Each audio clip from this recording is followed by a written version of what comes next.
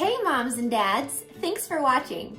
So I don't know if you know this, but I'm a kindergarten teacher and I've been teaching kindergarten and primary aged children for a long time. And something I get asked every time someone finds out I'm a kindergarten teacher is, what can I be doing as a parent to get my kiddo ready for kindergarten? Today, quickly, I want to share with you my views on reading to your child. I want us to change some of that language. Instead of thinking of it as reading to your child, I want you to think about it as reading with your child. Think about it, when you read a newspaper or a fiction story, you aren't reading passively. You're thinking all of the time while you're reading. You might not know it, but you are. And that's what we really want to instill in our youngest learners, is that when we read, we also think.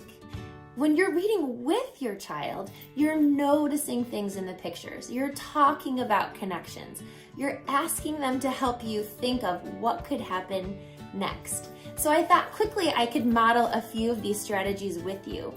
And we'll do it with a book that I'm sure that many of you may have read to your child before. It's called Froggy Gets Dressed. But when you pick up a book when you're reading with your child, immediately start noticing things in the front cover. And you can ask your child, what do you notice?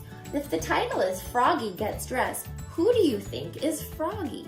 Setting of the story. Where do you think the story takes place? If you live in Florida, you could say, do you think the story takes place where we live? Then when you start reading, make sure that your kiddo is noticing things in the pictures. Here's where his mom says, go back to sleep. And he says, no, I'm awake. So look, he's disobeying his mom here, but look at her smile. And you could talk about that. You could say, he's getting out of his bed after his mom said not to, but look, does she look mad? And how do you know that? If you've read this book before, you also know that it has very repetitious. So his mom yells out the window every time he forgets to put something on.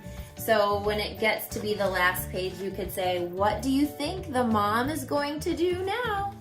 Having kids make connections to stories is so important.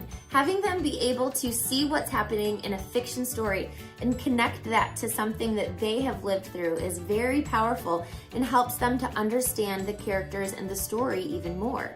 So you could say, do you remember that time that we went outside and we realized that we forgot our mittens? I hope that helps. I hope that gives you a little insight as to how you could read to your child.